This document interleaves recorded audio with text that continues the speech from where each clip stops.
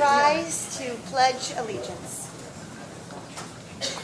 I pledge allegiance to the flag of the United States of America and to the republic for which it stands, one nation, under God, indivisible, with liberty and justice for all. Thank you. Regarding the meetings, do we have any comments or changes? The minutes, you mean? Meeting minutes. All right. Do we have a motion to approve the minutes? Move to approve. All right, and a second? Second. All those in favor say aye. Aye. Aye.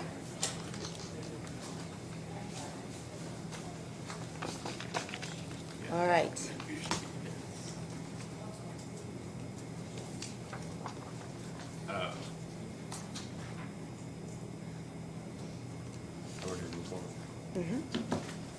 Madam Chair, I'd like to make a motion to amend today's agenda, please. And what is your motion?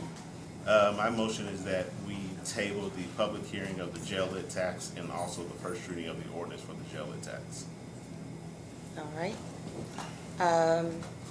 I'll second that with some discussion. Yes. All right. Jewel Lee, our attorney, would you please step to the podium and offer your remarks? Well, with the jail lit tax, there is a notice requirement under the statute. There are two provisions of that statute which require the publication to be placed 10 days prior to the public hearing, but then also a copy of the notice being provided to each of the taxing entities within the county itself. I've not seen, and I'm not sure that that has occurred. That has to occur also 10 days prior to the public hearing, and so I don't think you have the prerequisite here to actually hold the public hearing on the lit itself. So, happy to answer any questions. Do you know why that didn't happen? I do not.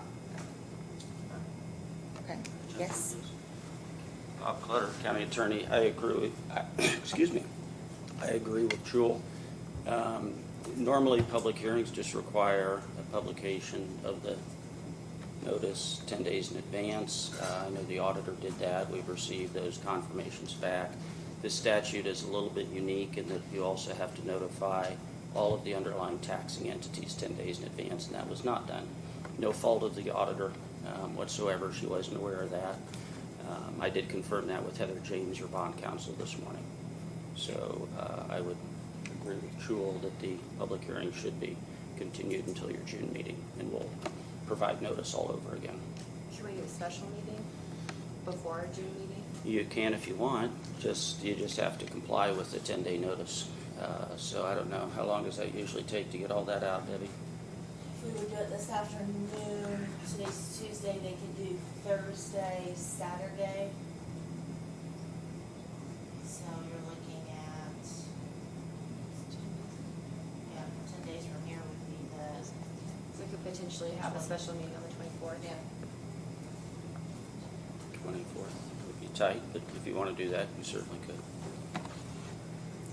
All right. So we. No earlier than the 24th. I would just suggest that we have some conversations about that and try to figure out the best next step forward. Because I guess I want to make it clear, we're not trying to delay this. We just soon get this conversation going, and this was truly just an oversight that happened, and so. But I think as far as having a special meeting like that, we'll just have some conversations with both the commissioners and us and decide what the next best step is.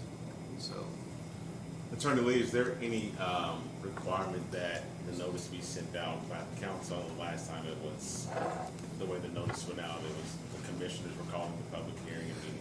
So the statute does say that the notice to the other taxing unit should be sent out by the authorizing body. You are the authorizing body, and so it is your notice to send. So I think if it goes strictly by the statute itself, that you guys need to make that determination as a council.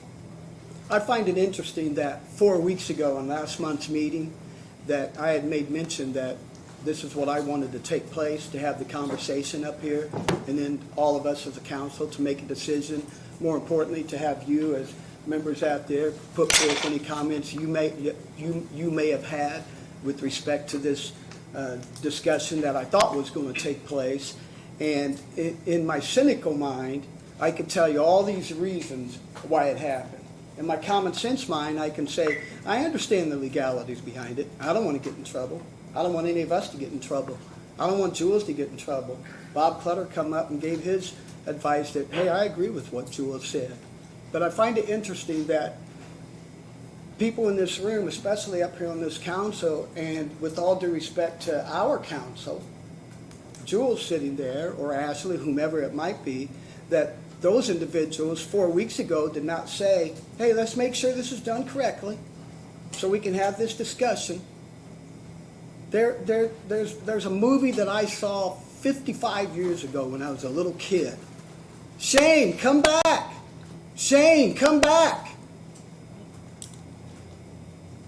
Shane was this cowboy after the Civil War was over, goes into Wyoming, into this little town, and these crazy people want to come in and just cause disruption in that community.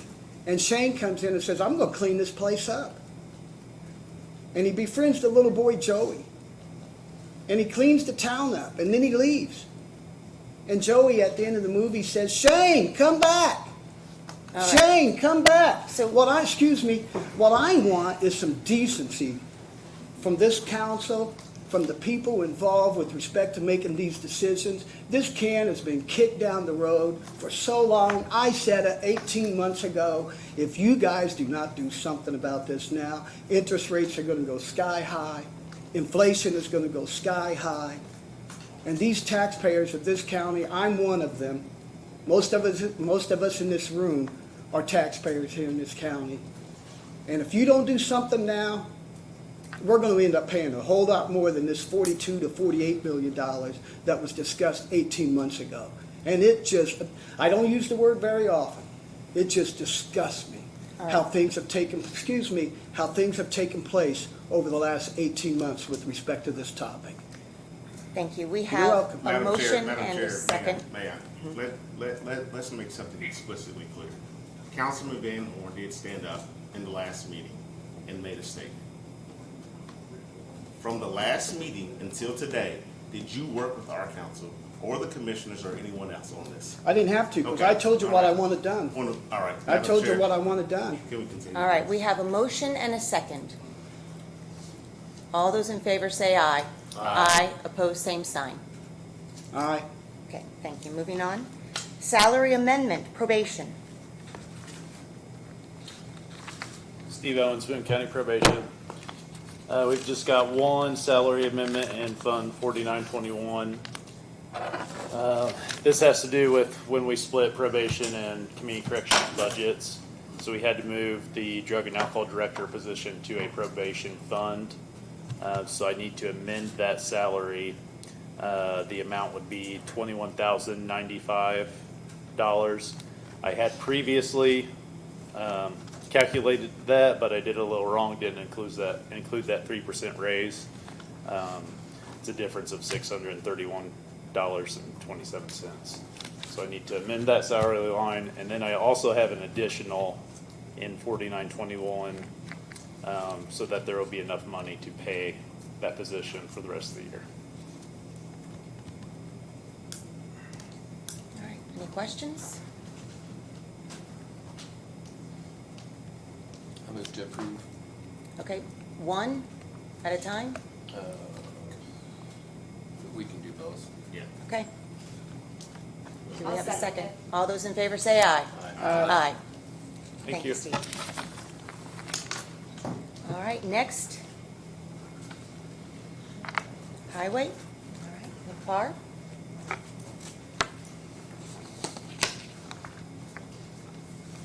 Nick Barr, Boone County Highway. Salary ordinance amendment request as well for the position formerly known as or currently known as the office manager role, to modify the title. Job description has been changed, and requesting to increase the salary for that position. Due to the changes that we've experienced out at the highway department and various other factors, but the one thing I want to make sure I emphasize is not asking for an additional funds, just asking for the salary ordinance amendment. I've spoke with several of you regarding this topic in the last couple weeks or so, and to get it on the agenda, to make sure we had a discussion about this position and the role that it serves at the highway department. So I just wanted to make sure I touched on a few things that I've been asked or had questions about regarding, changing salary ordinance middle of the year outside of the budget cycle. And I did want to make sure that I mentioned that we referenced this at budget time last year. Did not make the changes at the time due to the requirements hadn't changed and the additional certification hadn't been obtained. Getting a bachelor's degree in accounting is very beneficial to the highway department, and an individual obtained that achievement. And we think it's important that be recognized and awarded with compensation as well. And a few of the other questions that I'd received, why should we wait? Why shouldn't we wait until the wage study is complete that's ongoing? Which I thought was a very valid question regarding a salary increase in the case of no additional certifications or responsibilities having changed, that we would concur. Since this has been a change outside of that. The responsibilities have not changed? No, if they hadn't changed and we were doing a salary ordinance study, it would make sense to wait on the results of that. But in the case of this specific situation, a bachelor's in accounting has been obtained, and the salary of $49,000 is going to be very challenging to keep someone with a bachelor's in accounting when that's what they've really worked for, and that's what really works well in our office. So that was one of the questions. I received another question regarding the wages being addressed at the highway department during budget cycle last year, and many of which were in the highway workers, but this position was not addressed any more than any 3% raise than any other department throughout the county. That one of the main ones I keep getting, what prevents others from requesting an amendment in the salary ordinance, and this one I struggled with a little bit because I've been coming to council meetings for several years, and there's been salary ordinance amendments frequently that are addressed and considered. And in this particular case, situations have changed and responsibilities have changed significantly. And if others came forward with the similar request, I think it should be addressed on a case-by-case basis. That's just some of the simple questions I received, and one of them I've had others reach out to me and ask is, how does this salary compare to other county employees in similar roles? And that's one of the concerns I have is, what's a similar role to exactly what we have? I think we run very different departments throughout the entire county. We serve very different roles and very different expectations. And I see this as there again. Power just fluctuated. Yeah, they just kicked off. Is it recording? I'm not sure. You just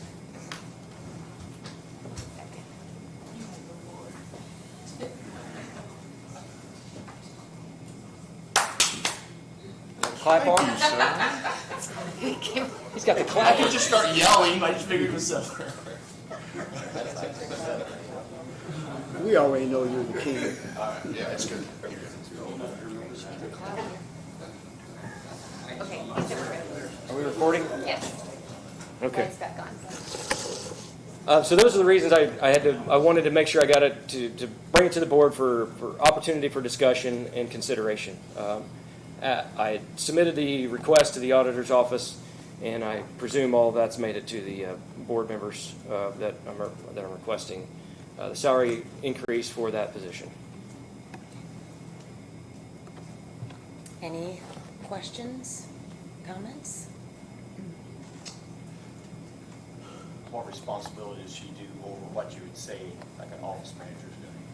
Yeah, so the significant changes that I referenced, the bond funds has been, a definite increase where that accounting has been very helpful. Already doing, the claims and the payroll that we typically had in the office, but adding with that all the material usage, but all the bond funds. We are, the community crossing grants and federal funding grants, all the invoicing, all the reimbursements. We've considered going after additional federal dollars that are now available, safety dollars. There's $1 billion a year that are available for safety dollars. But we question if we're going to be able to administer those and get reimbursements for those grants with this opportunity, that's been presented for that individual to take another role. We're hesitant to go after additional funding opportunities. I mean, so that's one of the major things with the accounting part of it that's really made a big difference. Is her expanded role, is that part of the wage study that we're doing right now? So the wage study, when I submitted the job description, it was with the new updated job description is what was submitted with that. So the anticipation is that they would see that that's a requirement for that position. There would likely be a substantial increase in pay. The concern with that is there's going to be a lot of those potentially. And how's the county going to fund those increases across the board? So that's been one of the major questions I receive is the wage study. And, I don't think we need a wage study to determine that a bachelor's in accounting is going to be worth more than $49,000 a year. How much of her job is accounting based? Like, hey, this first, because I hear you talking about grants and doing things of that nature. Mm-hmm. If she weren't in that position, would someone coming in this role have to have a degree in accounting to complete the functions of her job duties? That job description, absolutely. Without, you're going to see a level of service and a decrease in the amount of grants that we're going to have to chase after. We are not able to do that without someone in that role with that capability.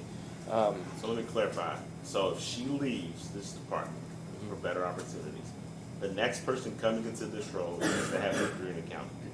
If they are going to be receiving the salary that I'm requesting and meeting that job description is a requirement of having the accounting degree. Let me take it away. Take it away? As it stands today, if she decides to leave and you have to hire someone new, do they have to have a degree in accounting to take on this new role? To take on that new role, the degree in accounting would be needed, yes. So it is a requirement. It is with that job description. So No. if we're going to hire somebody and we're going to pay them $49,000 a year, we are not going to be able to hire somebody in an accounting role. So there's going to have to be a transition of those roles and duties that she's currently taking care of to what I'm going to have to take care of a lot of myself, and our county engineer is going to have to take care of a lot of ourselves, and we are not going to be able to add additional and seek additional grants and opportunities. So we're going to have to transition those duties away from that position because there's not going to be a opportunity to hire somebody to do that role with the wage that we're offering. Basically, hire office manager at $49,000. Correct. Last summer, I think during budget workshops after, we had a workshop where you showed us where we're gonna need additional funding in future years. Are those some of the grants and things this person's gonna be working on? Yeah, that's the major way the highway department functions is through these grants, and community crossings and federal aid we're leveraging at 80-20 and 50-50 on construction, and those all are. There's a lot of administration, there's a lot of reimbursements, there's a lot of invoicing and tracking all of those expenses. What happens when she gets her MBA?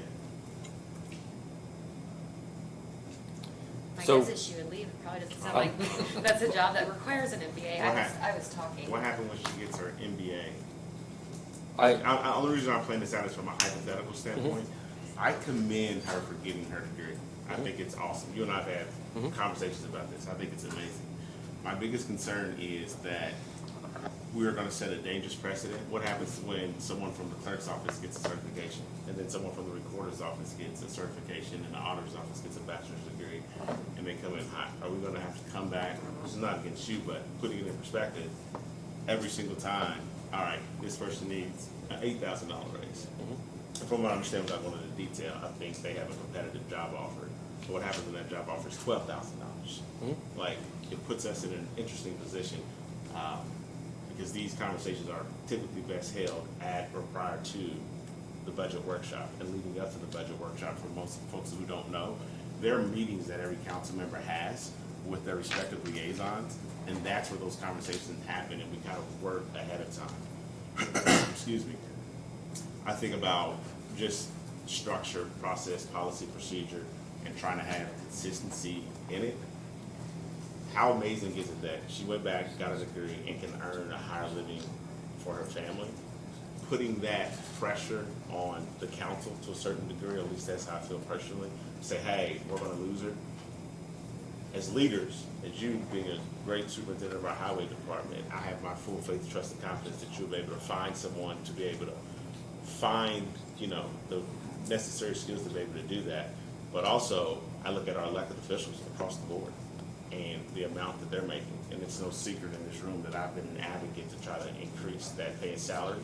But to do it as a one-off, I think sets a very, very bad precedent to, add positions or salaries because of these one-offs.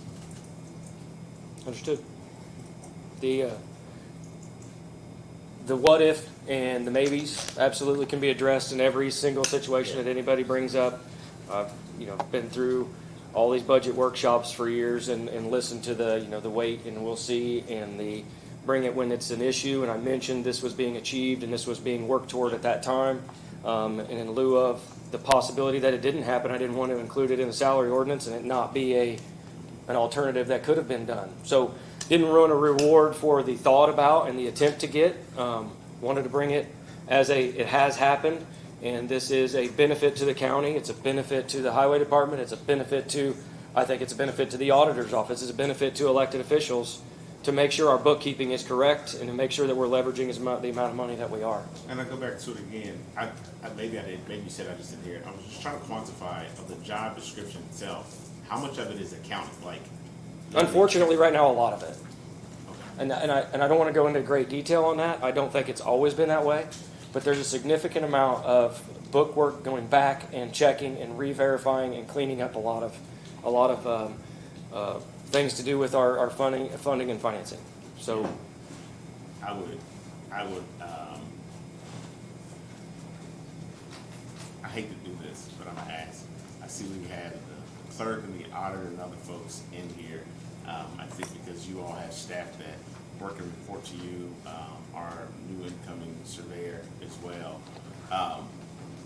to the extent that you're comfortable, so I won't call you out individually, but any comment or insight on this would be helpful because you're going to be put in the same situation in the coming months, and we'd be curious to see how you would handle it or address it, but also if you've had instances in the past where I talked to Ken Hedge, my favorite surveyor, and he shared with me he lost a great engineer here recently because of. Go ahead, Kenny. I'm sorry. He was our inspector.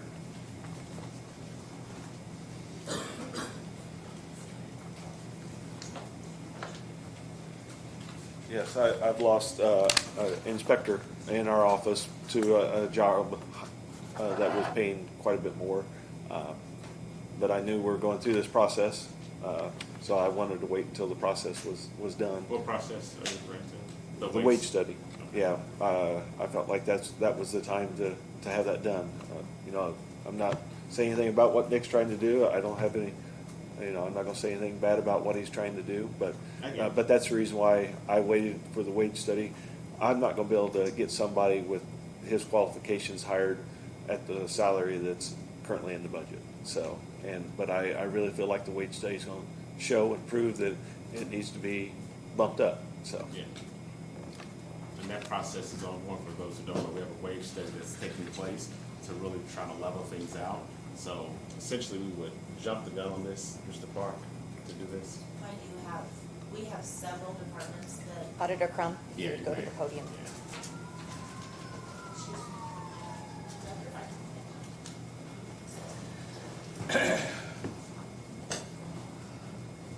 Auditor Crum, Stephanie is a great person. I'm not going to say anything about that, but we do have several departments that work strictly off of grants. I do know those grant writers do not have accounting degrees. So you're setting a precedent as to what you're going to have to pay others that say in the health department or probation that don't have those degrees. So now you're saying that in order to write grants for a department, you need an accounting degree? That's what, I mean. And in my office, I have several with a bachelor's degree. My first deputy has a bachelor's degree. I can't give her a raise. She's based on 80% of my salary, so she loses out.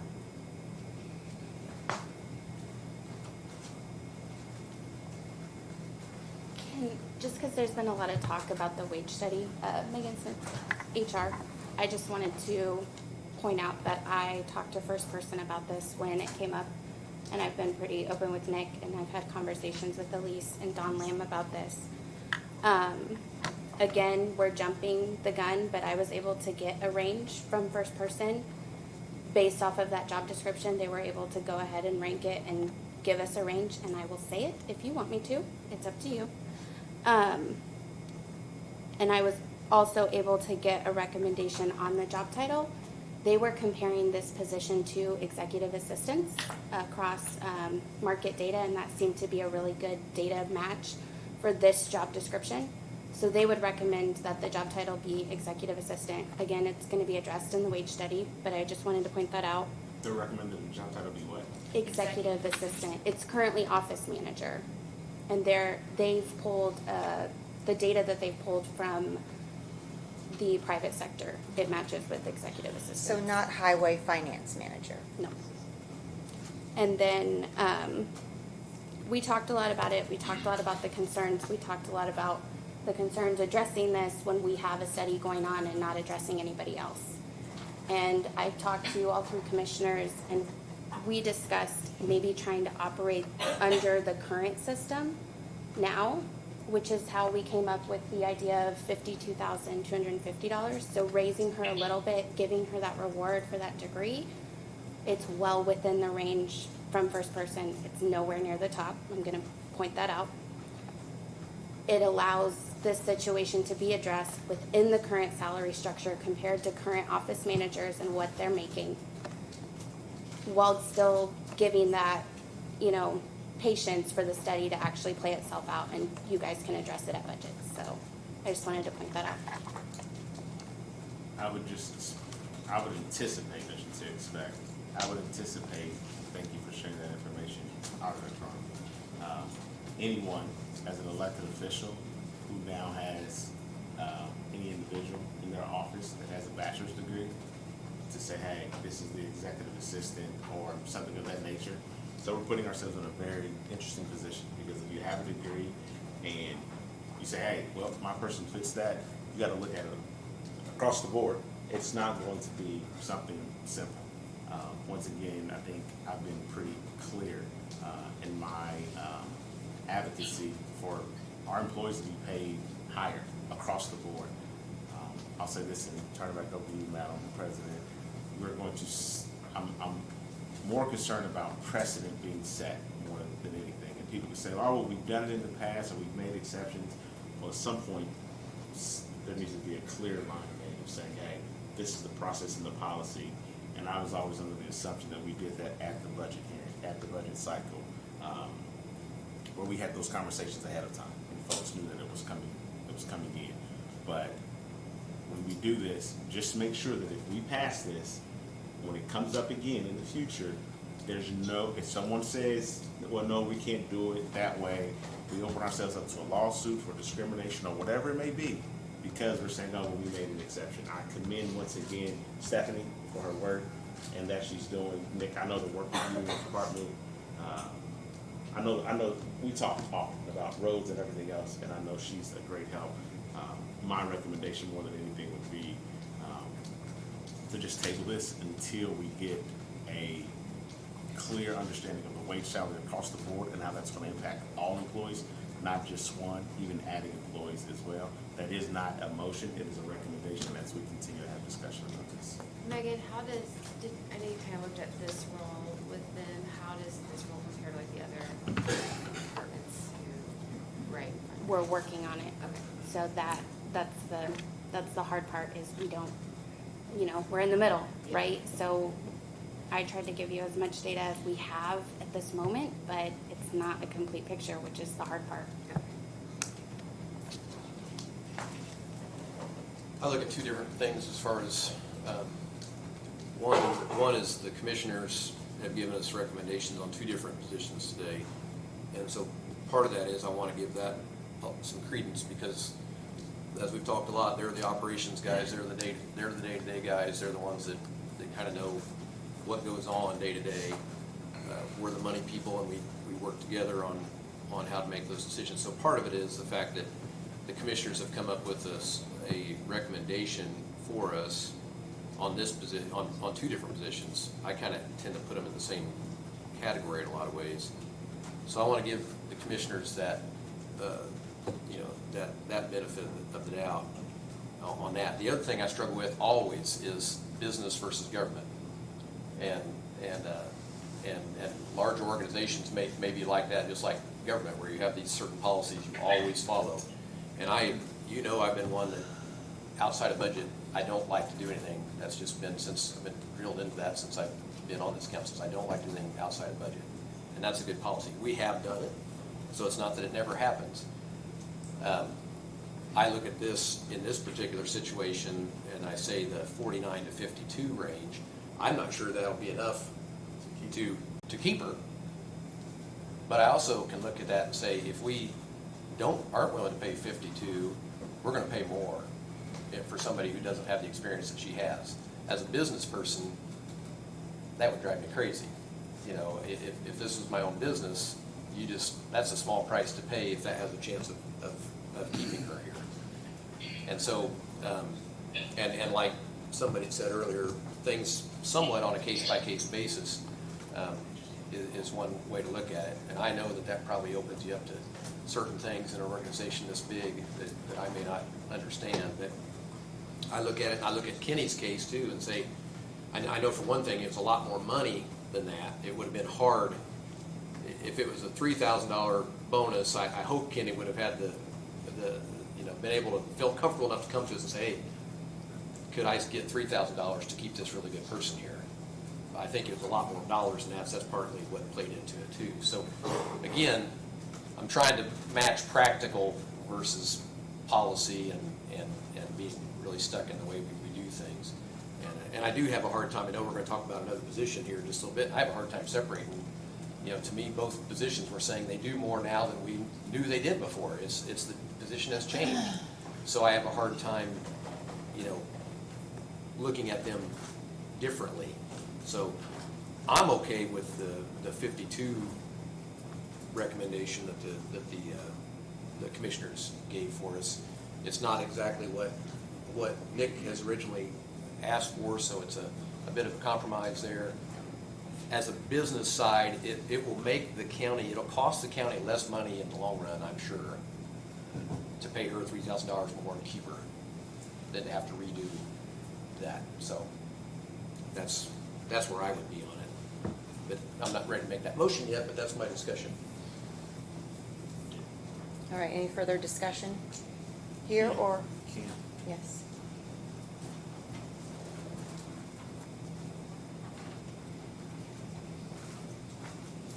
I guess the one thing I can add, in a lot of ways, I hope you do, because I will be back next month. Kathy Clausen in our office, bachelor's degree.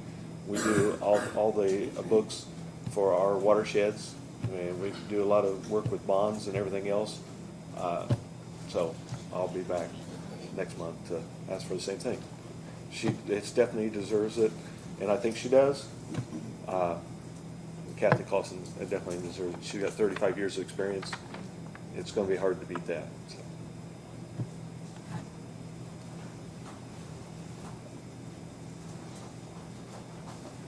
Good morning. Jessica Fouts, Boone County Clerk. I was here probably 6 months ago and eliminated a position and wanted to spread that money around to keep my salaries up. I just wanted to remind you that 3 of you on the board voted no to that decision and didn't want to set a precedent of raising salaries in the middle of a budget cycle. So just keep that in mind.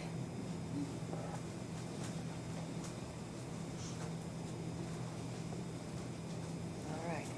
Anyone else? And I will let you know by increasing this now, you will be paying her more than you will be for department first deputies.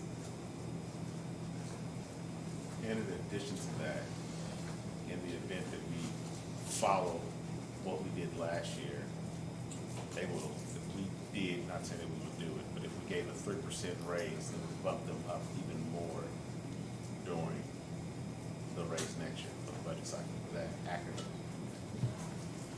So, I go back to it. thank you, Surveyor Hedge, for pointing that out. It's a precedent. So with that, I am going to make a motion that we table this until the budget cycle is over and revisit it then, or when the salary and wage study is complete. All right. Do we have a second? Or any further discussion? I might say the deal with the clerk, though, wasn't a vote against, the vote was against being able to eliminate a position to have more money to spread around. Because I think it was brought up, just like if Nick let a truck driver go to spread money around, well, he's actually losing, because you said the people that were still in the clerk's office could handle all the duties that need to be done. Right, but you But voted if no. if Nick gets rid of a truck driver, that's one truck sitting still, it's not even gravel haul or snow plow. Right, but you voted no because you said you didn't want to change salary in the middle of the cycle. Well, but it was also about to set the precedent that you could always let a person go to spread money around. And then the next clerk come in and say, I need another person. That was what that was about. She's obviously requesting more than what the commissioners are proposing, right? I know there's a motion. I don't know if I'm allowed to speak. It's up for discussion. You can- Okay, a couple things to add. This is a 40-hour work week, not a 35, so we'll make sure we compare apples to apples on that, because a lot of the other offices are on a 35-hour work week. So when you talk about a salary and the amount actually earned for hours worked is different. We run into that a lot at the highway. The other thing I want to make sure I touch on is the job was not taken with the degree and was not required and was not part of you have to earn this degree to earn these wages. So that's unique in my opinion, but it's up for interpretation. The degree was earned after the fact and it was not part of the requirements. This is a bettered yourself, brought the benefit, but also paid for it themselves in continuing education, and that's what I see as make sure we're looking at the same thing. How long have they been with the department? Excuse me, Councilman, I just want to interrupt. There's a motion Oh, that's yes, on me the too. floor I'm sorry. that hasn't received a second yet. And so Motion that dies. second is to say, yes, we want to have these discussions and consider this moving forward. So I'm sorry. I think you need to resolve that So standing can motion. I still have a bunch of questions, so can we get rid of The this motion. motion? Well, that's Okay. his motion, so. Yeah, motion Okay, dies. so motion dies. Yeah. Go ahead, Jen. You were in the middle of saying something, I'm sorry. I don't remember what it was now. Oh, you were comparing 35 to 40 hours. Yeah, I just compared 35 to 40 and that the degree was obtained after, it wasn't part of the job requirements initially. That's all I was, in continuing education, so that was all I was touching on. If she leaves, how are you gonna advertise the job to replace her? So right now it would be office manager role is all that we have available at $49,000 a year, depending on experience. Could be less than that if we're going to have to start from scratch and train up to get, but the max we would be able to pay is $49,000 a year in Are office you manager gonna role. request that this person have an accounting degree? No, not at $49,000 a year. I would be wasting my time with the job advertisement. I mean, that's just trying to be blunt. I mean, there's, And the job advertisement for the job as it is now. as it is right now. So later today, make that fast. I mean, there's a date that this has got a deadline and we're moving on. So that's where we'll be, is sending out a job advertisement. And if she gets the increase that the commissioners are recommending, how confident that she'll stay? I don't know that that's a decision she has to make for herself. My personal opinion is if I had a better opportunity on the table and I'm not getting any confidence that there's going to be additional salary to go along with that, I would probably entertain my other opportunities. There's a reason she went to school to get the degree. The better, sir. Exactly, and 100% and that maybe it helps. Maybe it's enough to say, "Hey, it's coming. Help is on the way." Maybe that's a symbol to her. Maybe we have a conversation about that. But at this point, it sounded as if there was nothing going to be done. So I would say that kind of sends the symbol as well. I don't think that there's nothing to be done. My personal point on it is, hey, what we're doing in the middle of a wage and salary study, knowing that the surveyor and anyone else Absolutely. will be back to us next month. So if we vote yes, we better unanimously vote everyone else, no matter what it is. But then if I look at it from a statistical standpoint, about 80% of people leave after counter job offers made in 6 months. So if we make her a counter offer and she stays for the 52, Yep. I wouldn't be surprised that in 6 months she's like, you know what, I'm out. We're Yep. back to square one in the whole process. And if I don't try and I make no You should. effort, Totally. you know, I so commend you for it. You're fighting for that's the why people. I'm here. I believe it, yeah. So that's a decision I can't make. I can't make her decision. I can't make your decision, but I have to bring it up. Nope. So Does she know that we have a special meeting on June 23rd to discuss the results of the wage study? that has been discussed. That somebody's talking. So the wage study's been discussed here, yes, and it's been frequently talked about in this whole process. Megan, would this executive assistant go to salary, or is she still eligible for overtime as an hourly employee? It would still be an hourly employee. So at, So, so at 52.5, she would still be eligible for time and a half? how much overtime is she doing, man? Basically zero. I mean, if it's minutes at all in a whole month, I would be surprised. It's 40 hours a week. So she could get the additional salary by just working enough overtime to get to the 57 plus? Technically. Supposing she works more than 3 hours a week. Could she get the additional overtime? I'm sorry, so if she wanted to be at 57,000 where she's at, if we pair to 52, she could work her way up to the 57 by working enough overtime to get there? Well, I suppose the other offers for 40 hours a week. I mean, Yeah. so you'd be working more out. Yeah, I Yeah. mean, I'm essentially. just trying to figure out, like, if she wanted to get to Yeah. the 57, she worked an extra, am I making sense? She could work an extra X amount of hours to make 5,000 plus, 6,000 plus dollars a year. Yeah, that we don't just, at our department, we don't just, overtime is not, No. you know, I mean, it's something, our highway workers work it during the seasonal times and during winter times, but as far as the office work, the office is open from 7 to 3:30, and that's just what we've done and not required a lot of overtime out of that position. That's right. All right, so, any final thoughts, council members? I'll just, one more thought. When I said, you know, I struggle with business versus policy sometimes. And when I hear that everybody's going to come back next month and ask for more, my business hat goes on and goes, well, we can't do that either.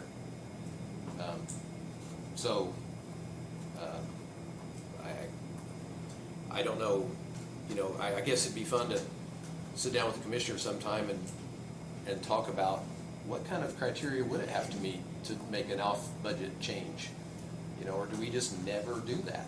Because, you know, I guess we've done it before, but I couldn't tell you exactly what that situation was. Usually, I mean, I can think of several examples, but I guess I'm struggling right now with if the attitude of your organization is going to be, well, everybody else is going to come ask for more next month. As a business, we can't do that either. So I'm probably going to, and I put these two job, the one we're going to discuss next, in kind of the same category in the HR position. Do we ever make exceptions, or do we always stick to budget only? And as a business, I think we're kind of, from the business side, I think our hands are kind of tied, because if we would open ourselves up for either litigation or more requests next month under the same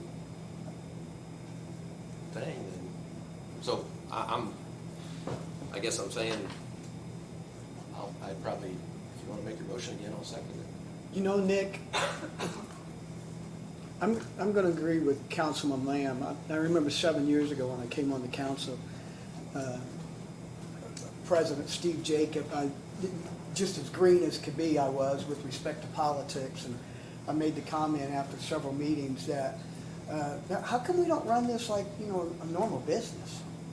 And he helped me understand, Kevin, government is completely different than running a business. Completely different. There are taxpayer dollars involved by the many people that live here in this county. We all need to be held responsible for how that money is spent. And as much as I could sit here and say she's a valuable employee, you more than anybody in this room knows how hard she works every single day. Not to take anything away from the other people throughout the county in those different departments, because they all work hard. They all work hard.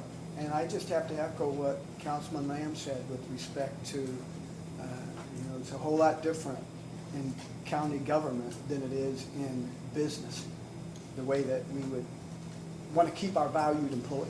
But I would also say it shouldn't be that way. Absolutely. We should make business decisions with the county money, and we're gonna spend more money to replace her than if we spend a little money to keep her. Yep, I would agree with that. But if we put the whole picture in place, and everybody's gonna play that role based on just precedent, then business-wise, that's why government is also frustrating. Absolutely. So, Can we just say we have a lot to accomplish with the wage, and I salary, would and like to benefit sit down study? and talk with the commissioners and come up with some certain criteria that if there's gonna be a change in a wage position, we've gotta have a criteria then. We can't just, if we can't take every thing on its own merit, then we have to have a reason, because there will be a time we need to do it. We can't wait for, 'cause sometimes you're waiting a lot longer. It's not just that you gotta wait till budget time, you gotta wait till January.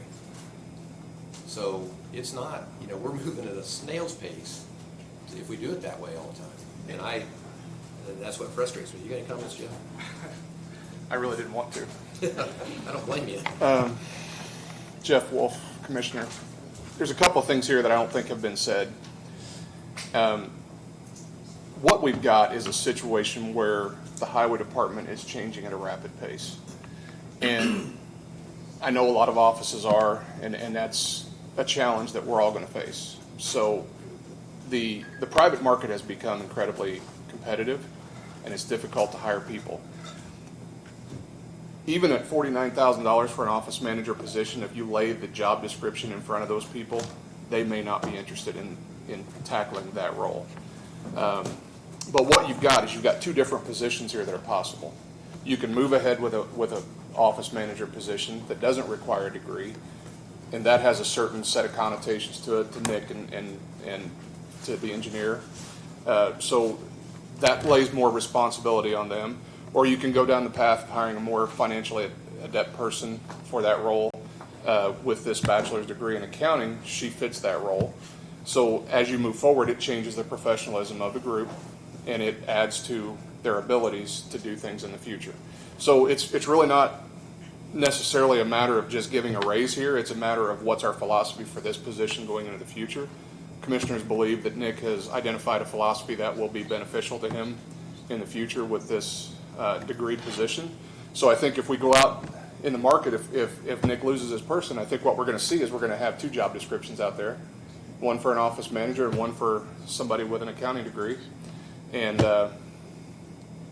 we'll see what is available. And I don't think, I think we're all pretty clear that the 52.5 is not going to hire somebody with the years of experience and the accounting degree together. So I do agree there are some challenges here, but this is the whole reason that our additional process has been set up over the years, is so that you can make adjustments during the year. It doesn't have to be at budget time. And sometimes we get caught up in that, and we don't make good decisions sometimes because of that. So this is a person that's already been trained. There's a cost to training somebody, and I think we'll be losing out if we don't move forward. All right, tough decision, council. We've got a request before us, and we're contemplating how that's going to affect the county broadly, and what this is going to set in motion as far as a ripple effect, which sounds like will be real. So, Can I ask one clarifying question? For the new salary wage amendment that's happening, are you submitting this role at 58,000? Is the new role that you're proposing that she go to, is that being submitted as part of this new process no matter what? So next year, this role will still be at 58,000?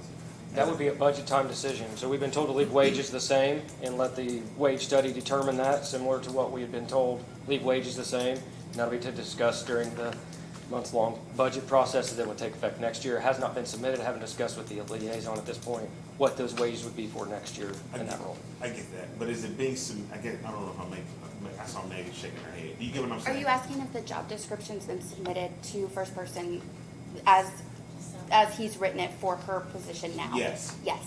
Okay, so to your point, Councilman Lamb, yes, it may cost us more money, but actually it won't, because if we approve it, then next year, we're gonna be paying, yeah. So, Until every other office comes in and wants more money. and then you're gonna be in that situation, so. But I agree, I mean, as a business, it makes sense to do it, and at least the 52 something, you know, again, she may not take it, but it's something. And I guess I'm back to that. I'd make a motion to try to pay her the 52,250, and I hope she stays, because I think that'll be the best thing for our county money-wise. And in this situation, I don't think that's a fairly small increment. I hope it shows that we care, and she may not stay anyway, but I think that's the right thing to do, so I would make that motion. Okay. Do we have a second? Was that a second, John? Yes. All right. All those in favor, say aye. Aye. Aye. Pose same sign. Okay. Thank you, sir. All right. I might say something. I mean, if it gets down to where, say, the auditor's office, if somebody in the auditor's office gets an accounting degree, that will bring help with the auditor's office up. So that's what you do, basically. If somebody in another department gets a management degree, they should be able to manage the people in the department better.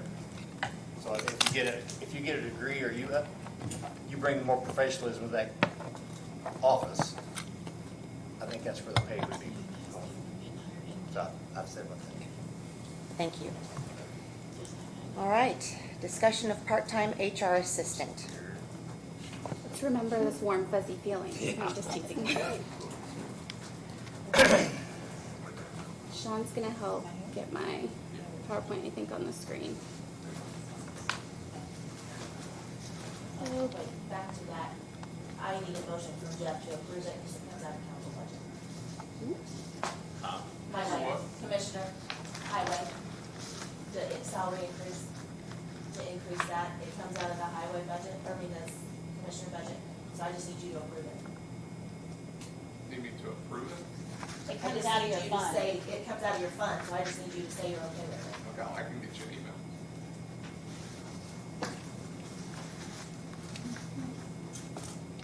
Ready? Mm-hmm. Okay. Megan Smith, HR for the county. I just wanted to say thank you guys for hearing me out today. We've already had a lot of discussion about doing things outside of budgets, and I understand that my position is new to the county, and that asking for a part-time assistant is a big ask, especially in between budgets, and I appreciate you hearing me out, even if I don't get the answer that I want. So thank you. So I think it's important, and when talking with Don Lamb and Marcia and Elise and Jennifer, I think it's important to outline what it is that I do here, because it being a new position, it seems like a big ask. So I'm just gonna go through some of the things that I do here real quick, just to outline what human resources is. So human resources, I manage health insurance, onboarding, offboarding, unemployment, training, personnel policies, payroll issues, workers' compensation, recruiting, compensation, performance, personnel issues, compliance with state and federal laws, and FMLA. And I just wanted to give you a little bit of my 2021 stats. So in 2021, I posted 19 jobs. Sheriff's Department does their own, so I'm not including them in this. We had 450 job applications and resumes. Some of that I went through and filtered on the most qualified applicants. Some of it the department heads did. We kind of handle it based off of what the department head or elected official wants to do.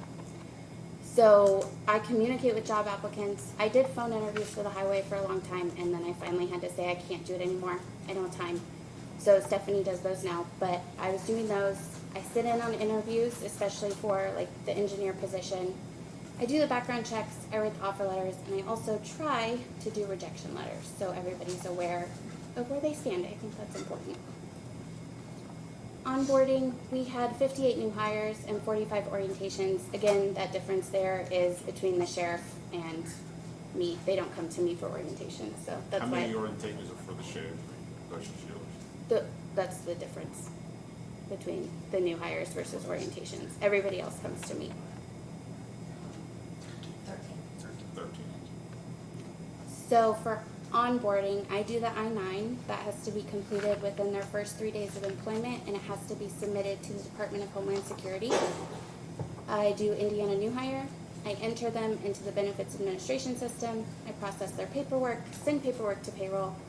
I do the orientation, which usually takes better part of 2 hours. I've had multiple elected officials and department heads call me, go, is my employee still there? And we do the internal controls training that the state requires, and we also talk. I answer all of their questions with benefits, health insurance. I have a PowerPoint that we go through and just try to give them as much information as they want. And then I also answer their questions as soon as they leave, and they're like, wait, what did you say? Because it's overwhelming. Offboarding, we had 45 terminations in 2021. Again, I don't have an HR system, so I've gone back through and tried to pull this information from spreadsheets. Yours are the most accurate numbers that I have. If they're a little off, I apologize. I do exit interviews with everybody possible. Again, Sheriff's Department doesn't, they do their own, but everybody else comes through me. Termination paperwork, terminate them in the benefit software, close the employee file, answer their questions when they leave, make sure the retirement's good to go, and then unemployment comes to me as well. Health insurance is also mine, so we have quarterly meetings. Dawn loves them. And I have daily communication with our broker. We usually have multiple emails going back and forth to make sure everything's handled with employees, as well as our bigger picture. Every year, open enrollment ends to just start the next year is how it works for us. Yes. Daily communication during like the negotiation period, or every day we have No, emails? every day I'm talking to our broker about someone's prescriptions. They're being charged for maintenance drugs. We've changed PBMs. We're working on different stuff with them. We're working on contracts with UMR. Honestly, it's daily communication with Angela. Maintaining the benefits administration system, answering the employee questions, handling all their benefits issues, reviewing all plan documents, contracts, and presenting them to the commissioners, planning and executing open enrollment, working with the broker on comparing the coverages to competing businesses, PBMs, TPAs, all of that, ACA reporting, and then life, short-term disability, long-term disability claims. And then we have training. OSHA training, that was our first year last year. Again, that takes time, it takes planning, it takes research. I don't want to give people the same training every year, and it's a federal requirement that we do this training. I'm only as good to you as the training that I take. Laws change, things change, right? If I'm not looking at my own industry and making sure I'm up to date on the laws, I'm not going to be very beneficial to you all. So that's also something that I need to fit into my day. We did leadership training. We've done a PERF workshop this year, and we've done a Medicare workshop. I'm working with KeyBank to bring them in for financial training. That was a part of our total rewards conversation, and they're going to do it for free. So they're going to do monthly financial workshops for our employees that are virtual. Again, takes time, takes, planning to implement these things for these employees. What about SHRM? SHRM is my education, so that's a part of like continuing ed. That's the conference that I go to. There's SHRM certifications that I can do. Those are things that I want to do that I haven't had time. Do you have to pay for that on your own? I haven't done it. The SHRM, like the conference, to go to the conference? Yeah. No, that Oh. goes through the county budget. Okay. Then we have compensation. So in 2021, I reviewed 14 job descriptions or just wrote them. You have to review the exempt, non-exempt status, market surveys on wages, OT, blended overtime rates for those employees that might work between two departments in the county. You have to look at the job duties. We have to make sure we're in compliance with the FLSA. And this year, that's multiplied times 100 with the compensation project. So now instead of one-offs of job descriptions, they've all come to me for review. Personnel policies. So I've done 16 policies so far in 2021. And then, of course, we had COVID, which was really fun. So that was a huge part of 2021. I think it's phasing out. Health department's here. We're hopeful. But again, with the ever-changing atmosphere, it's important. And it takes time. It takes research. It takes attention. Have you had any help with that, with the 16 employee input policy updates? Help as far as Outside help, law firms, legal counsel, external parties? I'm trying to think. The COVID policies, I worked really closely with the health department. The other policies, I've handled them mainly with me and Bob internally. So Has anyone else outside helped you with the 16 policies? no. And then payroll questions. I researched 125 issues last year. Those could be health insurance deductions, issues with PERF, taxes, W-2s, missing paychecks, or issues with their pay amount. And then the additional duties, unemployment, performance reviews. Anyone that turns in performance reviews to me, they're all read. I help them find rewrite their reviews if they want, or give them examples if they need additional. I would love to get a company in here to write performance reviews for our people in HR. Doing them once a year is no more. You should do them quarterly. But I haven't had a chance. Workers' compensation comes to me, processing of FMLA, which has to be done to specific standards. Personnel issues, we've had multiple investigations this year, or last year. Compliance with state and federal laws, and then I'm also the Title VI coordinator. So for 2021, I saved the county $1.2 million with the help of Apex and the insurance committee through creativity from our quotes in the summer versus what came back in November by trying to find creative solutions to rising healthcare costs. Again, time, energy, research, all of that goes into these. Completing a successful implementation with our new benefits administration software within 3 months of me starting, I believe. I enjoy helping the employees through retirement, making sure they understand health insurance, compensation, FMLA. We hired an engineer. We rolled out OSHA training, and then I implemented exit interviews and orientations, which weren't done before. And then these are all my goals to do in 2022. Some of them are happening, like the ID badges are coming to me now, so I'll be doing those in addition to everything else. And then the financial wellness training is in the works as well. The HRIS software is something you guys gave me a budget for that I've done a lot of research on, but then we're going back and forth on a new software for financials, so I'm not really sure. So I just put it on hold. I don't want to be a poor steward of the money given to me, so I figure it's better to just wait until decisions are made rather than just go and spend it. We had a brief discussion about working on future planning. Yes. Would you be involved in that as well? Would that be another one of your 2022, 2023 goals? If that's something you guys wanted, if you wanted position planning and all those analysis that I outlined for you, and you wanted me to do them, then yeah.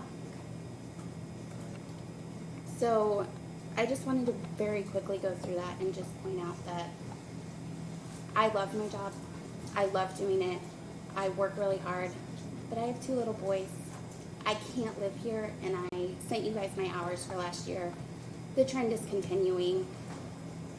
I can't continue to do everything that I'm doing and operate and be here and live here. I can't do it.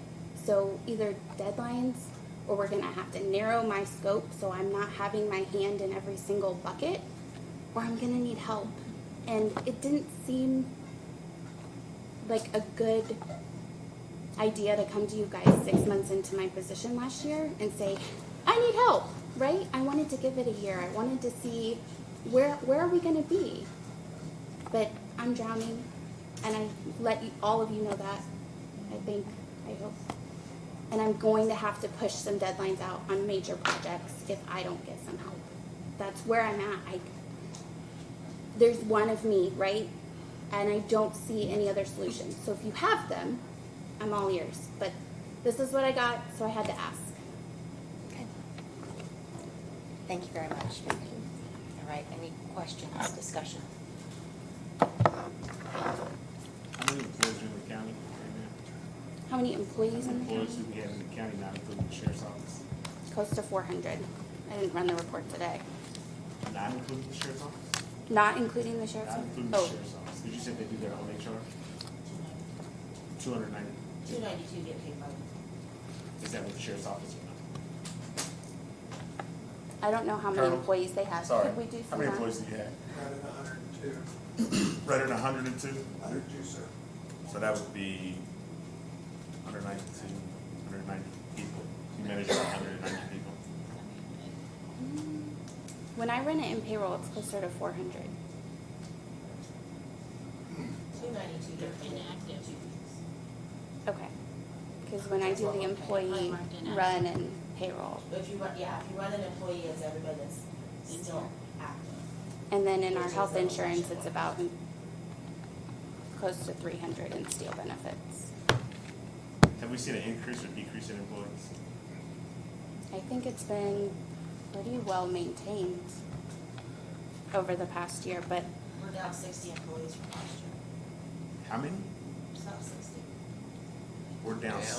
60. We're down 60 employees. Tony, how many are you down at the sheriff's office? I don't have that number in front of me. We're always down in corrections. Obviously, it's a rotating door.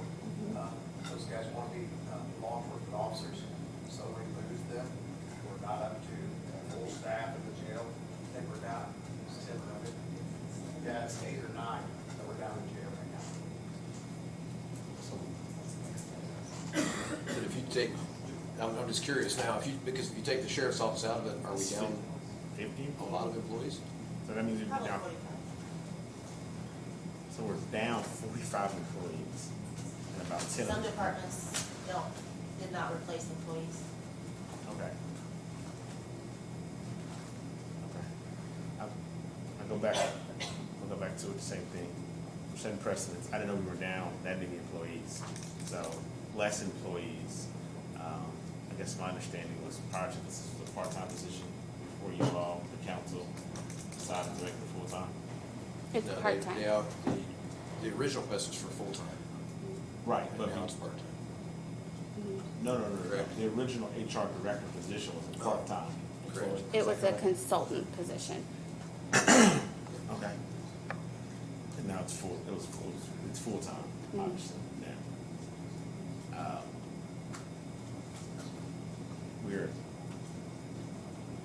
If you come back as, however the council votes on this, if you come back in a month and you bring a, slide presentation and you lay out the details and additional staff is requested by any office holder or agency, and they make the case that their staff is, overworked or however you want to quantify it, just keep that in mind. But seeing that we had a part-time position, the council, prior to mine coming on board, moved the role to a full-time position. Now, the full-time position is wanting an additional headcount when there are less employees, 100 plus of which are managed by the sheriff's office. It just begs like, all right, and we're in the middle of, are you putting this new role into the salary wage amendment? Not unless you approve it. I mean, that's your guys' study. I wouldn't just slide it in there. It's So up if to we you. don't It approve it would be slotted if you didn't, Okay. if it wasn't benchmarked, it would be slotted in the new scale. This is, I'm sorry. I thought someone said something.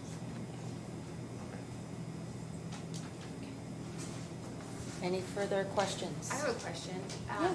Can you guys, because Aaron keeps talking about how this role was part-time prior to Megan coming on, can you, just for everyone in the room, let us know how the roles are different now from our prior part-time person to now her full-time role? It was a contract that we had with Dennis. Sorry, I mean like the amount of work too, that's being The done. amount of My work. understanding is she's doing significantly more than what we've had done before. Before we hired an HR person, and the things that were being done wrong here was gonna cost us millions of dollars in lawsuits. Now that we have a full-time person here that is studying this and making sure that employees are taken care of, We don't have that issue like you did before. I did not realize how many things we were doing wrong until Megan came in, and has taught me that in the last year and a half. I spend a lot more time in this office than I have before because both of those ladies in our office need help. Over 300 hours of overtime or extra time. She does not get paid any overtime the last year, and that's too much. We have to add another person to our office, or there's going to be a lot of things that are going to be cut out and pushed away. And you're talking about less employees, and that doesn't mean anything to me. Every employee needs to be taken care of 100%. And if we back off on that, then we lose employees. And didn't we just talk about earlier that how much it costs to hire a new employee? We don't want to lose employees, and we want to make sure that we do everything we can for every employee that is here. It doesn't matter if it's Sheriff's Department or someone in this building. We're down 60 employees since when? Anyone know that number or that date? Deb, is that since last year? We're down 60 employees since, we're down 60 employees since last year, the year before. Since- Like, I would say in 2020, moving forward. Okay, so we were down to 60 in like It's been a while. 2021. Okay, so you still have all of this work even with us being down 60 employees. Donnie, what things did you learn, and you said you've seen a lot that's been happening that's gonna cost us millions of dollars? What did you see? Because of our whether healthcare wasn't being taken care of the right way, all that whole list that she had up there of things that she's doing now, we were not doing then. Unless there was a problem, then we called in our council to take care of it. We had no way for employees to raise concerns about other employees too, That is correct. which is a big thing that we talked about at Yes. that budget workshop 2 summers ago. And to make it very clear, everything that is discussed with her by employees stays between them. Right. I do not know any of those details. It is none of my business. It is nobody's business but hers and that employee, period. Megan, with respect to the first-person study and the results that came back, in your opinion, what was the biggest eye-opener for you? And that total rewards? Yeah. Where the questions were there for all the employees had the ability to answer those questions? For me, and probably because I'm HR, right? The amount of employees that said they didn't understand their benefits, that's so concerning to me. I mean, I hit every new hire that comes in that, is on my side of the tracks, I guess is how we want to put it, on the sheriff.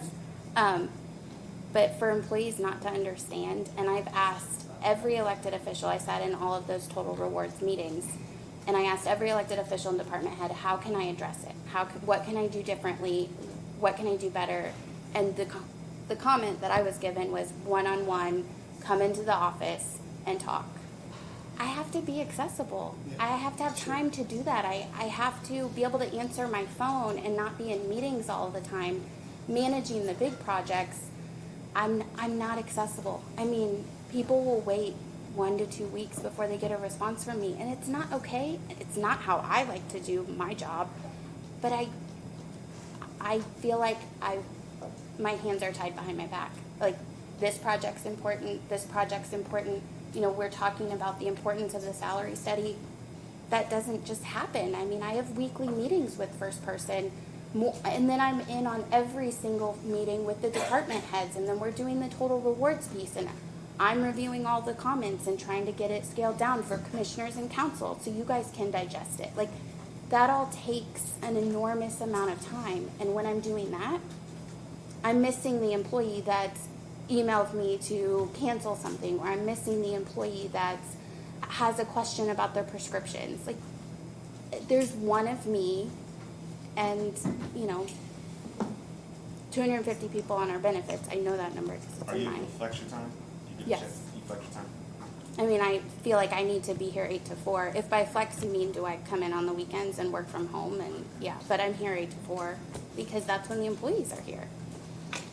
The job description of the person you're going to try to hire, would that be more like a clerical position, like 20 hours a week? 28 hours, yeah. They would be capped at 28 hours a week, and it would be more of like the paperwork, handling the day-to-day of the HR office. I would love it if they had experience, but if they don't, I feel confident I can train them in the way that I need. It would be the smaller stuff while I still handled the big projects. Okay, so this is a discussion of a part-time HR assistant. So as far as any action on this item, that would be for next. I think we had to do it in two parts. I'm not good at these rules. We had to do it in two parts. They had to talk about it, They have to approve the position. and then the And then we money. have to advertise the additional for the money. Okay. They'd also have to approve the part-time hourly amount because you're asking for more than what our part-time rate is right now. What's our part-time rate? Right now it's $12.33 an hour. How much are you asking for? 21.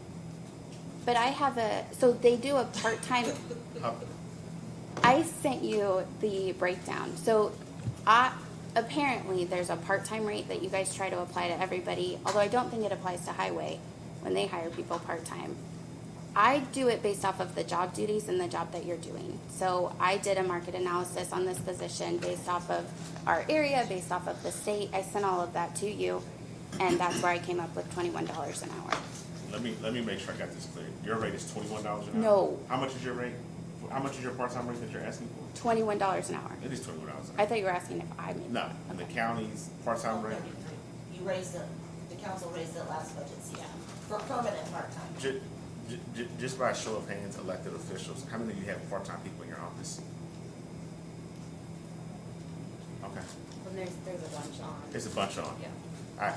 I would say again, Jewel, I'm sorry, I know you. Is it, never mind, because I don't want to open this up. Stop. I'm gonna be like, that costs us air. If we're gonna set a rate for $21 an hour, go back to it. If we come into this meeting next month and any other elected official says, I have part-time people in my office, they do X, Y, and Z, and they keep the loads balanced, I want $21 an hour for them, we better be prepared to do it. And with that, I make a motion that we, what is the request for today? We have full-time employees making less than that. I still have questions. Oh, I'm sorry. Wait to do your motion, thank you. What was the justification in going up to I think you said 21 an hour for the part-time position? Get my good side. So I sent you all this. I looked at the job description and the job duties that I was asking of this person. It's a human resources assistant. So then I looked at the salary profile based off of the state, the United States, the Indianapolis, Carmel, Anderson region, and it comes out with a breakdown. And I sent all of this to you. Do you need it? Did you get my email that you figured out? Oh, wait, here it is. I have it. You have it? Okay. Sorry.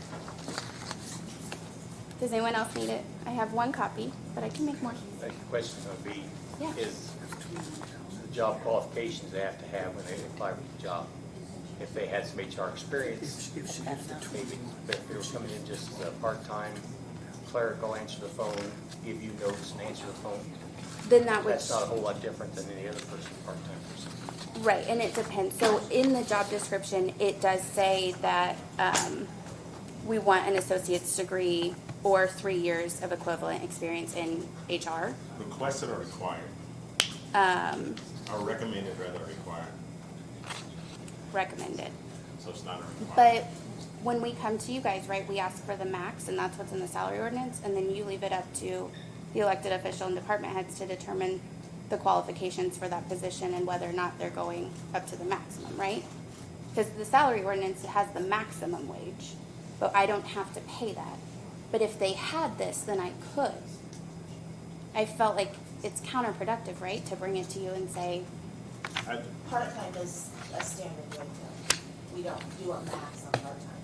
Because that's what we If you approved. hire part-time, they're at $12.33 an hour. Because that's what we approved as a council, like this would be the rate. Part-time rate is. and how is that based off of job duties? Like, we've talked about basing wages off of job duties and how important that is, and, you know, that's what we're trying to do in the salary study, correct? So it seems counterintuitive to say we have one rate across the entire county. And I don't believe that's how it was done with highway.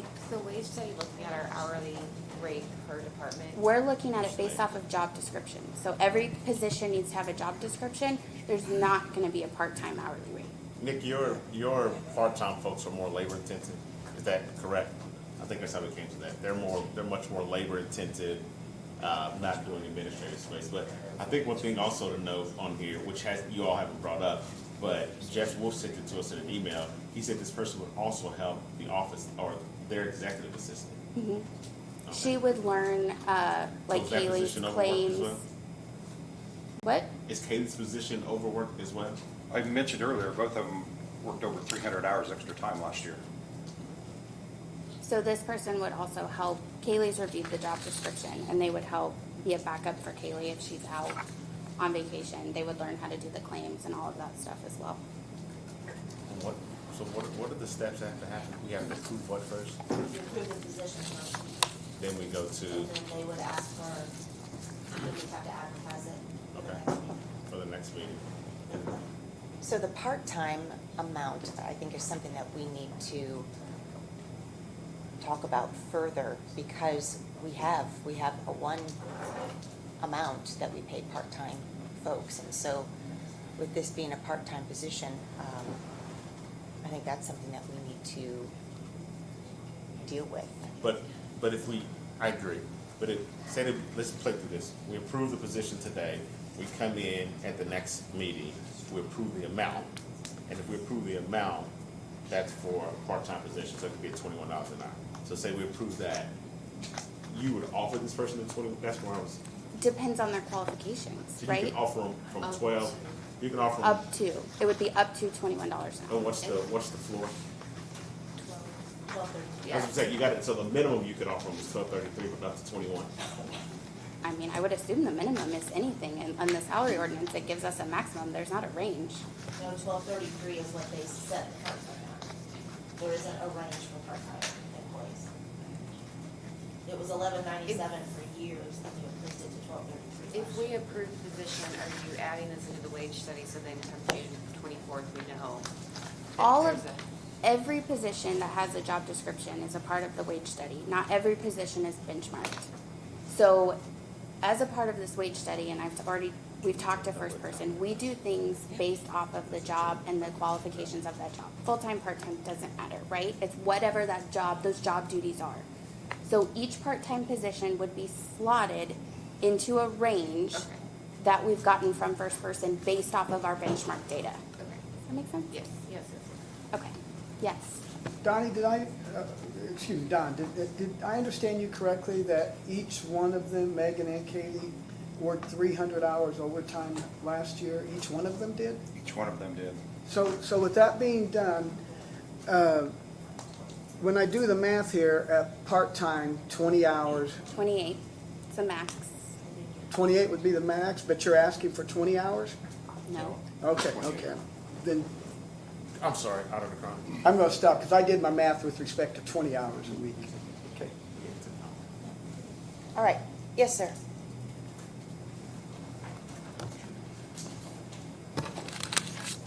Matt Farmer, I'd just like to say, 2004, right out of high school, I was making $14, $15 an hour working for a restaurant. The fact that the county pays $12.33 an hour to all its part-time employees is shameful.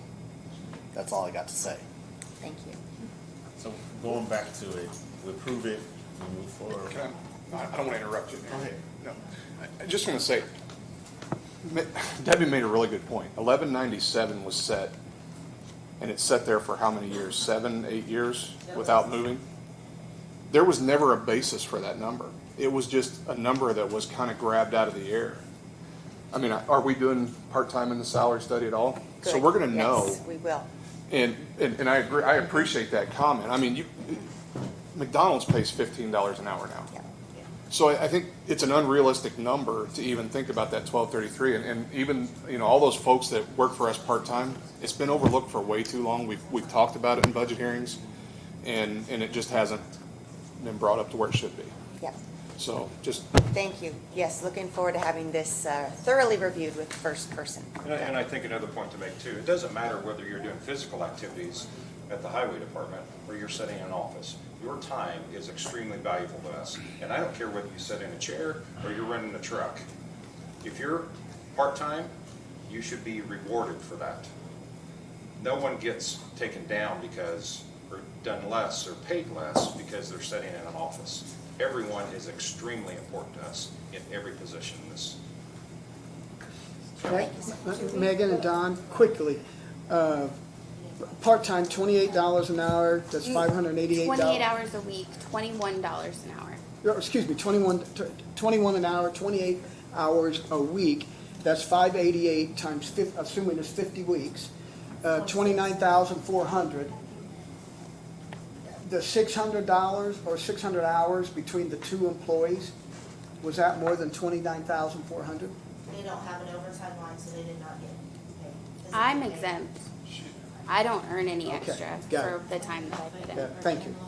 All right. So do we vote on the position and then it would be if we, You do, but as you vote, just remember, you also have full-time employees with 16-plus years' experience making less than what you're gonna hire this part-time person at. so we would vote on the amount next month. Just consider. So we can make at that point, people could come in and request salary adjustments. Oh, okay. Well, in that case, I make a motion that we approve the position. Do we have a second? I'll second it. All those in favor say aye. Aye. Opposed, same sign. Aye. Oh, you made the motion. I know. I don't think you can make the motion and then vote against your own motion. Mark can. You Go can. get the Robert's Rules of Orders if you want. I know for a fact you can. So the second you can vote against, because that's the moving it along. The motion is to say, hey, we're going to move this along. I think that we need to take action on this. And so I don't have the Robert's Rules with me right now for that. I've not had to look that one up before. May I be so bold, Councilman Williams, to ask you why you said no if you made the motion? Just my decision. Yeah.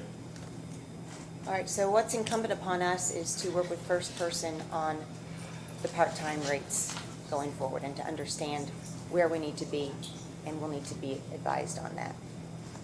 Okay, moving on. Investigative report by Jackson Lewis. All right, would like to hear from our attorneys with advice on that and discuss that here as a council this morning pertaining to waiving the attorney-client privilege. Well, again, I did not represent this council in that investigation. I was specifically asked to be precluded from reviewing any information regarding this. I will never get up and tell anybody to waive attorney-client privilege.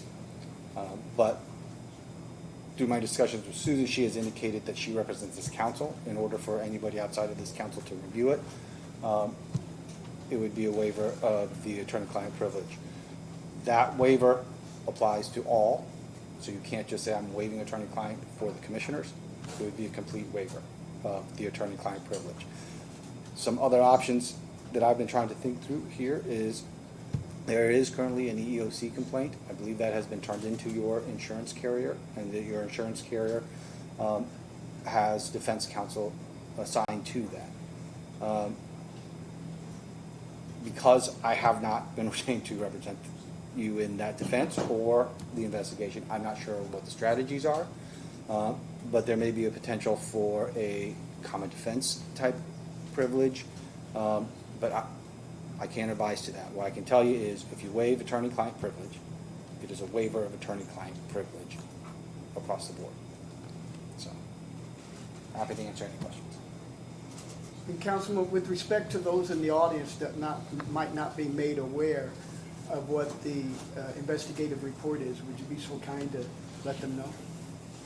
Well, I didn't do the investigative report, and I know that there was an opportunity for this council to review that report. I don't think that it is appropriate to have lengthy discussion about the underlying issues in that because there is an outstanding EEOC complaint against the county right now. So, Am I correct when there's an EEOC complaint that it's public record? sure, the EEOC complaint is, but that doesn't make everything that this council does public record. So your recommendation is don't waive it. Well, as a legal recommendation, I will never tell you to waive attorney-client privilege. But that determination is solely upon, that's a policy decision for you guys. And so I don't know that I can give you a recommendation, gee, I think this is how you should vote, if that makes sense. As red as I am for this issue to be resolved, we can't waive privilege. Now, we've talked about a few other potential options. I think they need to be researched a little bit more. There are some work product exceptions. There might be a few other exceptions. But once we waive attorney-client confidentiality, it's waived. Which means then things are discoverable. We might start getting requests for documents and things. I think there's another way to do it. We just have to figure that out, because this does need some resolution. Okay. And when you say there's other ways of doing this, is it gonna cost the taxpayers more money in addition to what's already been spent? I need to look at, well, I don't serve on the board on the council as an attorney. It's just some discussions that Jewel and I was having. So I don't want to say like, I'm going to research it, because I can't research it as an attorney for the council. I understand. But we're discussing it. Will there be additional monies, council, for this council, this board up here? Well, it depends upon the action that you take. If you're talking about my time, I'm $2,500 a month, period. How much? $2,500, $2,500 a month, period. Doesn't matter how much time I spend on the council's representation in your ordinary course. I can't tell, I'm assuming that defense counsel is all paid out of the insurance policy. I don't know what your deductible is. I don't know any of those sorts of issues. So could it eat into an deductible that you have to pay? Yeah, technically it could. If I'm talking to defense counsel, but I don't know where any of that stands. My assumption would be discussions along the lines of that common defense type argument is if it would cost anything to the county, it would be relatively minimal, because it would be what the deductible is, and that time is most likely going to be eaten up anyway through the course of the case. Now, do you know what the deductible is? So. Do you know what specifically makes the report confidential? Well, it's attorney-client privileged, and so it is confidential. Then there's also the exception of the work product under the public records law, so attorney work product. But again, it's the confidentiality is attorney-client. And my understanding from Susan was she viewed her client as the counsel as opposed to the county. So. And yeah, it wasn't like prepared in anticipation of litigation or anything like that, so. No, there was no litigation. Am I correct that the EOC complaint, was that filed before or after? I believe it was after after you hired Susan on this matter. Okay. So we can't do it. I know which road you're going down. I don't think that applies. Okay. All right. Any further comments? Yeah, I make a motion that we waive client attorney privilege. Any further discussion? Because if we waive it, it'll release the report. Is that right, Jewel? Not just the report. But everything is discoverable if we release it. If you waive attorney-client privilege, you are waiving the privilege that you can assert for the document itself, any documents that are in existence between the council and Susan Zeller, your attorney. You can't assert attorney-client privilege from that point forward to keep anything from being discoverable. Is there any concern that it could extend to our work with you as well, though, since there are some overlaps in? I don't think it would extend to me, because I have been specifically walled off essentially from this matter. So I don't think that it would approach my relationship with the council. When in the future is a good time for it to be released? Well, I need to clarify one thing right now. I think there was a motion made. I don't know if there's been a second. Yeah. And I so think we've got some more discussion that's taking place. I So- think that should happen on the motion itself after the second. So if you have a second, then we can go into the discussion about that standing motion. And the motions that I made is that we waive my attorney privilege. Okay, do we have a second? Okay, motion dies. Let's carry on with the discussion. Okay. So my question is, when in the future is a good time to release the client privilege? If you're asking me, I will never Yeah, tell you that there's a great time you're our to waive counsel. attorney-client privilege, right? Attorney-client privilege is something that is there to protect the information and the discussion that goes between the client and the attorney. If you're saying when is a good time to, I don't know that I have an answer to that, because I just don't know everything I that is. appreciate your honesty. So my concern is I don't know if Susan obtained information or records from you as part of that, and so that my concern there is are we getting into a slippery slope? Yeah, right no, I've there? had no communication with Susan regarding the investigation. She called me at the end of the investigation when she was wrapping her stuff, just for procedural stuff for this council. Okay. 'Cause So I did not provide any documentation. my concern is, there was an interview conducted and a person was represented by someone at Taft. And so my concern is that there's too much overlap there that it could essentially have us waiving privilege with Taft. Yeah, I don't think that's the case, but Okay.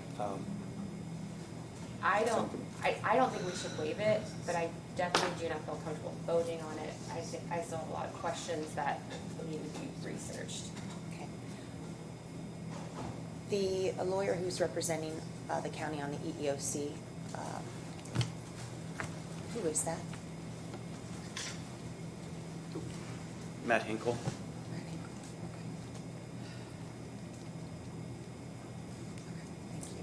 So you- All right. Any further discussion?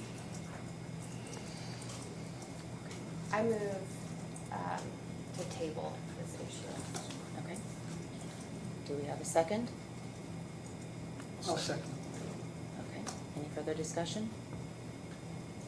All right. All those in favor say aye. Aye. Aye. Opposed, same sign. Aye.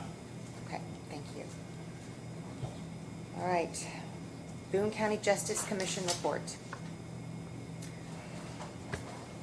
Thank you, Councilman Williams, for co-chairing this with Councilwoman Will Hoyt, who sends her regrets for not being able to be with us today. Thank you, Madam President. I would start off by saying, I'd be remiss if I didn't say it.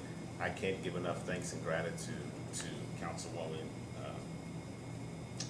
Will Hoyt, who, if you know Marsha, some may have their own thoughts and opinions, but I hold her in high regard. Without going into detail, Marsha cares a lot about this county, regardless of what individuals some may think.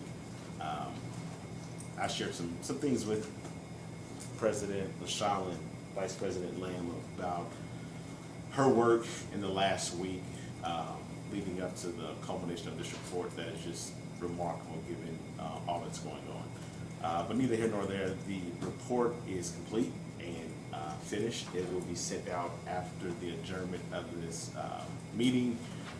We're hoping that it will be able to be posted online for all to review. A very special thank you and shout out, kudos, however you want to call it, to all of those who helped draft and participate in our work groups that served on the executive committee. I would tell you that what allowed us to get to this point today to release the report was we had to have a vote by the executive committee to release it. That vote did occur on Friday after those members had a chance to review it. This is a public facing document. It is for consumption to read. And I think our hope and anticipation is that at some point in the very, very near future, we'll be able to sit down and have a conversation with all the stakeholders that are engaged and involved in this process and talk about kind of our next steps forward. I think, as you'll see in the report, you'll be pleasantly pleased with the results and our findings. What are the results of the report? That we released today. No, sir, I'm asking you what the results of the report are. It's on our agenda. I'll give you an answer. That's not an answer. It's not You're an answer. further delaying it. What are the results of the report? You voted on Friday to release it, so what are the results of the report? The findings of so for the record, Jennifer, Councilwoman Hostetter's asked me a question. What are the results of the report? My answer, whether she likes it or not, is those findings will be released after the council meeting today. So we did make a decision. The report is 21 pages, and it's quite lengthy. It takes a good 45 minutes to an hour to go through, and with the content of our meeting today, it's being released here afterwards. I have a sign-up sheet for anybody who would like it emailed to them. It will be given to you today, and then would like to have a report workshop, much like we have a budget workshop that's open to the public, with the council members, the commissioners, those elected officials, and department heads on the backside of Justice sitting around a table here to go over page by page and to have a beneficial work through the data of this report. How are we possibly voting on the tax, but we're not talking about the results of the report, and now we're gonna have a budget workshop? Is this all gonna be done before next month's meeting? I think that would be absolutely good. So let's set some dates then. When is this workshop going to be? What notice do we need to have for that? Okay. And Aaron, what time is the report being released today? And who is emailing it out? I think I'm gonna work with the auditor to do that. Okay, what time? I don't know. Okay, are you saying after to do that? I'll get it done. The report will be released before end of business today.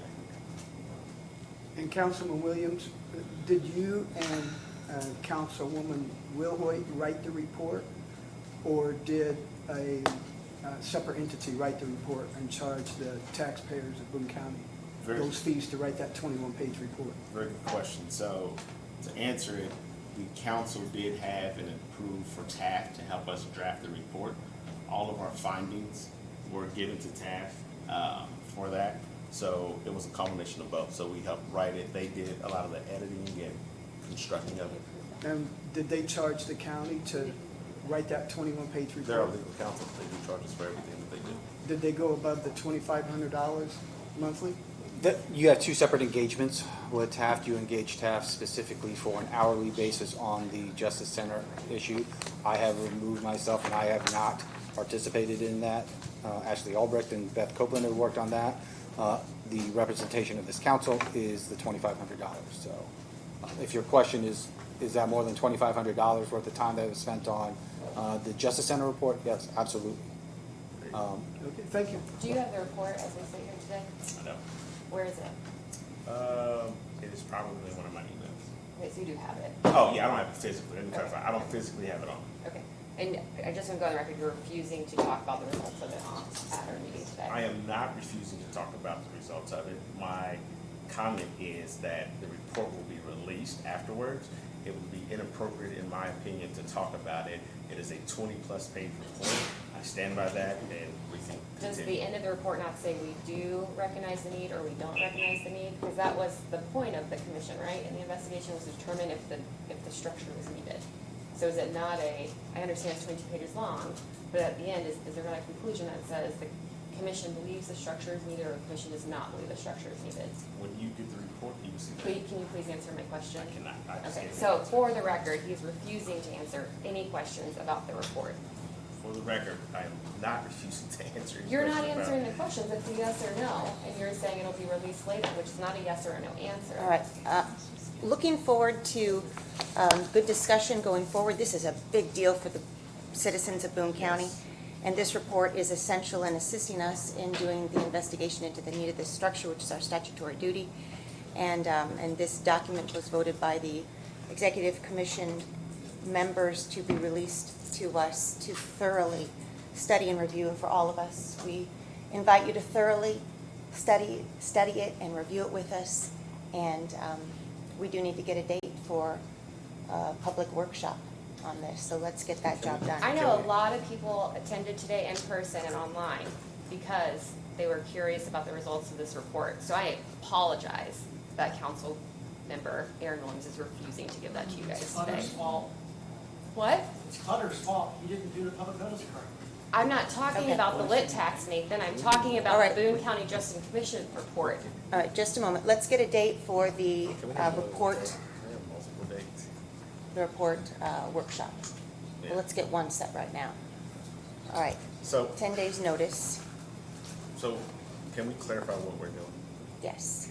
So much like we gather together for a budget workshop, and we put a round table here, council, commissioners, those serve on the backside of justice. We'll be reviewing, working through page by page this study. The public is welcome to join us as well, and there will be opportunity for public comment is what I'm proposing as far as how to work through this. And Ashley, do you have a comment for us, having been our lead on this process? From the attorney. With regard to a date?